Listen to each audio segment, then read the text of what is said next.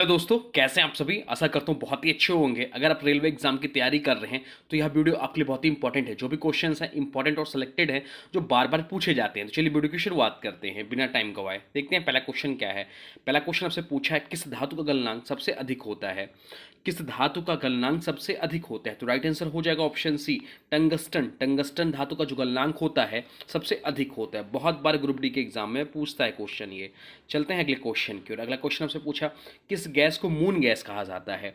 किस गैस को moon gas कहा जाता है। तो हीलियम को मून गैस कहा जाता है। राइट आंसर हो जाएगा ऑप्शन ए, हीलियम को मून गैस कहा जाता है। चलते हैं अगले प्रश्न की ओर। अगला प्रश्न आपसे पूछा है, सबसे कठोर प्राकृतिक पदार्थ कौन सा है। सबसे कठोर प्राकृतिक पदार्थ कौन सा है। तो सबसे कठोर प्राकृतिक पदार्थ जो है वह हीरा है। हीरा सबसे कठोर प्राकृतिक पदार्थ है। चलते हैं अगले प्रश्न की ओर। अगला प्रश्न आपसे पूछा है, सबसे हल्की धातु कौन सी है। सबसे हल्की धातु कौन सी है। सबसे हल्की धातु जो होती है वह लिथियम होती है। राइट आंसर हो जाता है ऑप्शन बी, लिथियम जो होता है सबसे हल्की धातु होती है। चलते हैं अगले प्रश्न की ओर। अगला प्रश्न आपसे पूछा है, शरीर में ऊर्जा के भंडारण का प्रमुख रूप क्या है। शरीर में ऊर्जा के भंडारण का प्रमुख रूप क्या है। तो राइट आंसर हो जाएगा ऑप्शन ए, ग्लाइकोजन है। ग्लाइकोजन शरीर में ऊर्जा ऊर्जा के भंडारण का प्रमुख रूप है। चलते हैं अगले प्रश्न की ओर। अगला प्रश्न आपसे पूछा है, कौन सा अंग इंसुलिन का स्त्राव करता है। कौन सा अंग जो है वह इंसुलिन का स्त्राव करता है। तो राइट आंसर हो जाएगा ऑप्शन सी, अग्नाशय। अग्नाशय जो है वह इंसुलिन का स्त्राव करता है। चलते हैं अगले प्रश्न की ओर। अगला प्रश्न आपसे पूछा है, हैजा रोग किसके कारण होता है। हैजा रोग जो है वह किसके कारण होता है। तो हैजा रोग जो होता है वह बैक्टीरिया के कारण होता है। राइट आंसर हो जाएगा ऑप्शन ए, बैक्टीरिया के कारण हैजा रोग होता है। चलते हैं अगले प्रश्न की ओर। अगला प्रश्न आपसे पूछा है, प्लाज्मा का प्रमुख घटक क्या होता है। प्लाज्मा का प्रमुख घटक क्या है। तो प्लाज्मा का प्रमुख घटक जो है वह जल होता है। जल प्लाज्मा का प्रमुख घटक है। चलते हैं अगले प्रश्न की ओर। अगला प्रश्न आपसे पूछा है, कौन सा विटामिन रतौंधी को रोकने में सहायक होता है। कौन सा विटामिन रतौंधी को रोकने में सहायक होता है। तो विटामिन ए, जिसे रेटिनॉल बोला जाता है, वह विटामिन वह रतौंधी को रोकने में सहायक होता है। चलते हैं अगले प्रश्न की ओर। अगला प्रश्न आपसे पूछा है, आवर्त सारणी में कुल कितने समूह होते हैं। आवर्त सारणी में कुल कितने समूह होते हैं। तो राइट आंसर हो जाएगा ऑप्शन बी, आवर्त सारणी में कुल 18 समूह होते हैं। चलते हैं अगले प्रश्न की ओर। अगला प्रश्न आपसे पूछा है, विश्व में सबसे पुराना सक्रिय ज्वालामुखी कौन सा है। विश्व में सबसे पुराना सक्रिय ज्वालामुखी कौन सा है। तो एटना ज्वालामुखी जो है वह विश्व का सबसे पुराना सक्रिय ज्वालामुखी है।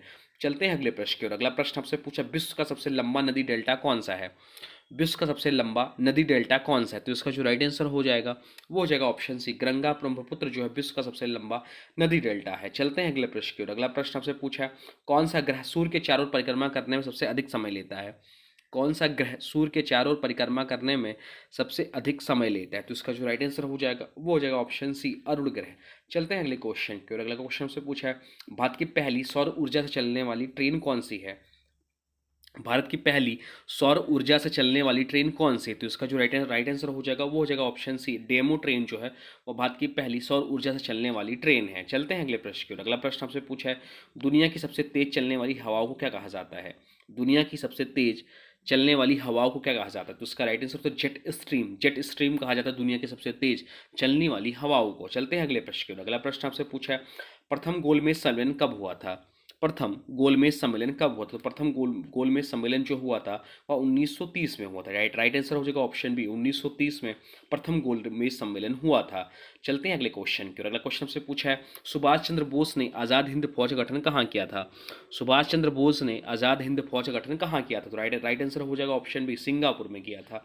चलते हैं अगले प्रश्न की ओर। अगला प्रश्न आपसे पूछा है, अकबर के दरबार के प्रसिद्ध नवरत्नों में से कौन एक महान गणितज्ञ था। अकबर के दरबार के प्रसिद्ध नवरत्नों में से कौन एक महान गणितज्ञ था। तो राइट आंसर हो जाएगा ऑप्शन डी, राजा टोडरमल। राजा टोडरमल जो थे वो महान गणितज्ञ भी थे। चलते हैं अगले क्वेश्चन की ओर। अगला क्वेश्चन हमसे पूछा है, 1857 की क्रांति के दौरान लखनऊ में विद्रोह का नेतृत्व किसने किया। 1857 की क्रांति के दौरान लखनऊ में विद्रोह का नेतृत्व किसने किया। तो राइट आंसर हो जाएगा ऑप्शन सी, बेगम हजरत महल ने किया। चलते हैं अगले क्वेश्चन की ओर। अगला क्वेश्चन से पूछा है, भारत में पहला अखबार कौन सा था। भारत में पहला अखबार कौन सा था। बंगाल गजट जो था वो भारत का पहला अखबार था। राइट आंसर हो जाएगा ऑप्शन ए, बंगाल गजट। चलते हैं अगले क्वेश्चन की ओर। अगला क्वेश्चन से पूछा, भारत का सबसे लंबा रेलवे प्लेटफॉर्म कौन सा है। भारत का सबसे लंबा रेलवे प्लेटफॉर्म वर्तमान समय में जो है हुगली, पहले गोरखपुर का था। चलते हैं अगले क्वेश्चन की ओर। अगला क्वेश्चन से पूछा है, पृथ्वी का सबसे गर्म स्थान कौन सा है? पृथ्वी का सबसे गर्म स्थान कौन सा? तो डेथ वैली जो है वो पृथ्वी का सबसे गर्म स्थान है। राइट आंसर हो जाएगा ऑप्शन बी, डेथ वैली। चलते हैं अगले क्वेश्चन की ओर। अगला क्वेश्चन से पूछा है भारत में सबसे अधिक वर्षा वाला स्थान कौन सा है? भारत में सबसे अधिक वर्षा वाला स्थान कौन सा है? तो भारत में सबसे अधिक वर्षा वाला स्थान जो मानिसराम है, मानिसराम भारत में सबसे अधिक वर्षा वाला स्थान है। चलते हैं अगले प्रश्न की ओर। अगला प्रश्न आपसे पूछा है किस नदी को बिहार का शोक कहा जाता है? किस नदी को बिहार का शोक कहता है? तो बिहार का शोक जो कहा जाता है वो कोसी नदी को कहा जाता है। बंगाल का शोक जो कहा जाता है वो दामोदर नदी को कहा जाता है। यह भी ध्यान रखिएगा। चलते हैं अगले क्वेश्चन की ओर। अगला क्वेश्चन से पूछा है भारत की सबसे लंबी सुरंग कौन सी है? भारत की सबसे लंबी सुरंग कौन सी है? तो अटल सुरंग जो है भारत की सबसे लंबी सुरंग है। तो राइट आंसर हो जाएगा ऑप्शन बी, अटल सुरंग। अटल सुरंग जो है भारत की सबसे लंबी सुरंग है। चलते हैं अगले प्रश्न की ओर। अगला प्रश्न आपसे पूछा है भारतीय संविधान में कुल कितने भाग हैं? भारतीय संविधान में कुल कितने भाग हैं? तो भारतीय संविधान में कुल 22 भाग है। राइट आंसर हो जाएगा ऑप्शन बी। चलते हैं अगले क्वेश्चन की ओर। अगला क्वेश्चन हमसे पूछा है लोकसभा का कार्यकाल अधिकतम कितने वर्षों का होता है? लोकसभा का कार्यकाल अधिकतम कितने वर्षों का होता है? तो राइट आंसर हो जाएगा ऑप्शन बी, 5 वर्षों का होता है लोकसभा का अधिकतम कार्यकाल। चलते हैं अगले क्वेश्चन की ओर। अगला क्वेश्चन आपसे पूछा है भारतीय रिजर्व बैंक की स्थापना कब हुई थी? भारतीय रिजर्व बैंक की स्थापना कब हुई थी? तो भारतीय रिजर्व बैंक की स्थापना जो हुई थी 1935 में हुई थी। राइट आंसर हो जाएगा ऑप्शन सी, 1935 में हुई थी। चलते हैं अगले प्रश्न की ओर। अगला प्रश्न आपसे पूछा है भारत में प्रथम पंचवर्षीय योजना किस वर्ष शुरू हुई? भारत में प्रथम पंचवर्षीय योजना किस वर्ष शुरू हुआ? तो राइट आंसर हो जाएगा option C, option C, 1951 Bharat में प्रथम पंचवर्षीय योजना की शुरुआत हुई। चलते हैं अगले क्वेश्चन की ओर। अगला क्वेश्चन आपसे पूछा है किस अधिनियम द्वारा भारत में ब्रिटिश शासन की समाप्ति की गई? किस अधिनियम द्वारा भारत में ब्रिटिश शासन की समाप्ति की गई? तो राइट आंसर हो जाएगा ऑप्शन बी, भारतीय स्वतंत्रता अधिनियम 1947 के तहत ब्रिटिश शासन की समाप्त की गई इस अधिनियम के द्वारा। तो ये रहे टॉप 30 क्वेश्चन। अब आज की वीडियो से क्वेश्चन, इसका राइट आंसर आप लोग को कमेंट बॉक्स में बताना है। आज की वीडियो से क्वेश्चन है किस धातु का गलनांक सबसे अधिक होता है? किस धातु का गलनांक सबसे अधिक होता है? इसका जो भी राइट आंसर होगा कमेंट बॉक्स में जरूर बताइएगा। साथ में वीडियो कैसा लगा इसके बारे में भी जरूर बताइएगा। हाँ देखिए, अभी तक आपने वीडियो को लाइक नहीं किया तो प्लीज़ वीडियो को लाइक कर दीजिए और चैनल पर नए चैनल को सब्सक्राइब भी कर लीजिए। तो चलिए मिलते हैं नए वीडियो में, तब तक के लिए thanks for watching railway exam target. For more update please subscribe railway exam target channel को।